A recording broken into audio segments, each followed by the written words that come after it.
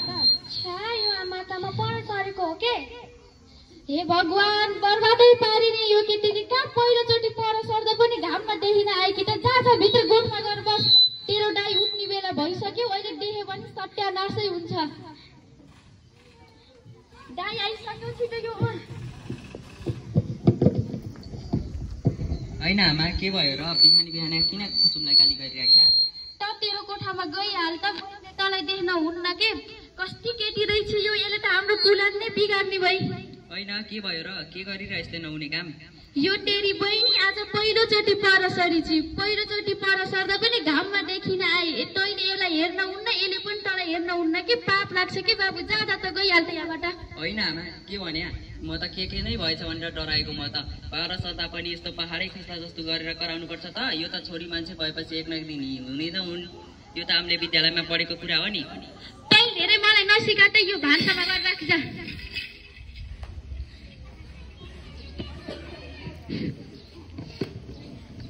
होइन दिदी, आज घाँस काट्ने जाने होइन र? तपाईँले त घरको काम पनि गरिसक्नु भएको छैन कि क्या हो? हेर न कान्छी, यो अल्डेङ्ग्री आज पहिलोचोटि पर सरेकी। घाम पनि देखिहाली, आफ्नो दाइले पनि हेरी।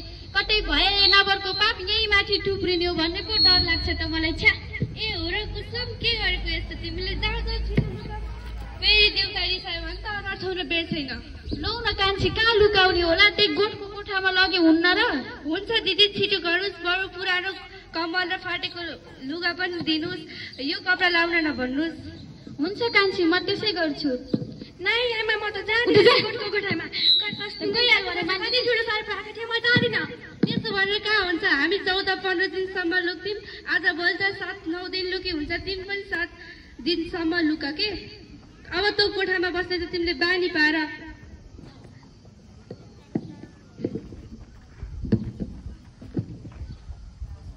नमस्ते दिदीहरू। होइन, बिहानै के को भालाकुसारी चलिरहेको छ? निकै गम्भीर देख्छु त दिदीहरूलाई। अनि कुसुम, के भयो तिमीलाई? नसुन्नुहोस् नानी, यो पहिलोचोटि पर सरेकी छ के? तपाईँको झोलामा के औषधि होला? छोइन्छ के फेरि? ए हो र कुसुममा पनि महिनावारी चक्र सुरु हुन लागेको। यो त खुसीको कुरा हो नि दिदी। तपाईँ पनि कहाँ पापका कुरा गर्नुहुन्छ के?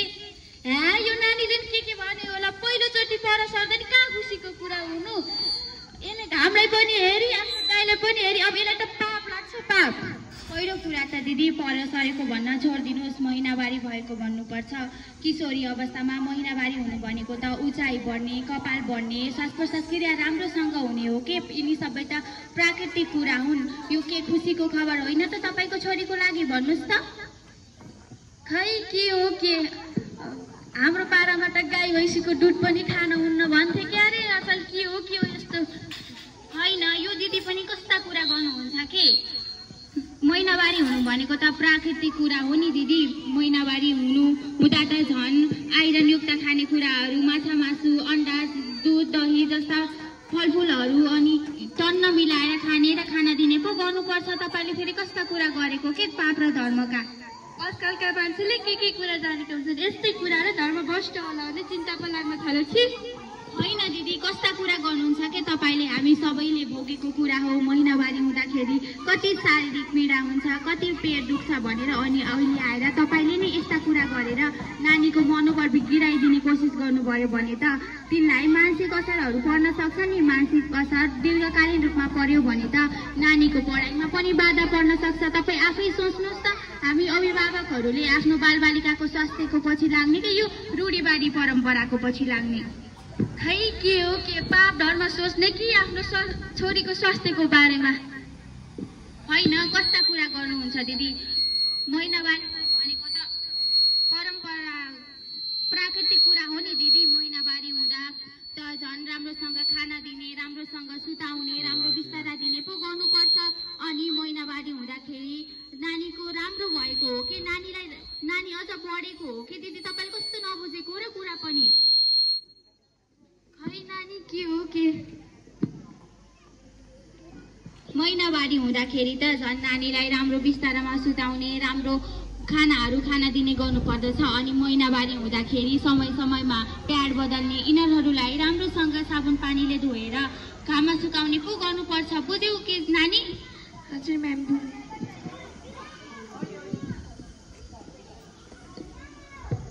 हो नानी हो, मलाई त कस्तो पहिलाको आफ्नो पो याद आयो।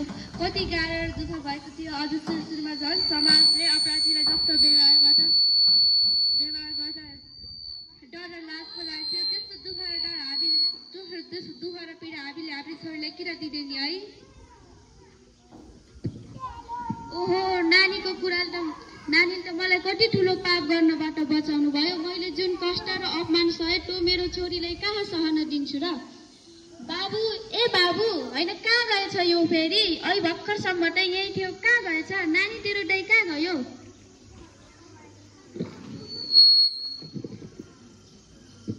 आज हामी घाँस काट्न जाने नि बेर हुने भयो है। ल दिदी, अब म पर गाउँमा पनि जानुपर्छ, म लागे है त। नमस्कार दिदी। नमस्कार काकी। सन्चै आरामै हुनुहुन्छ?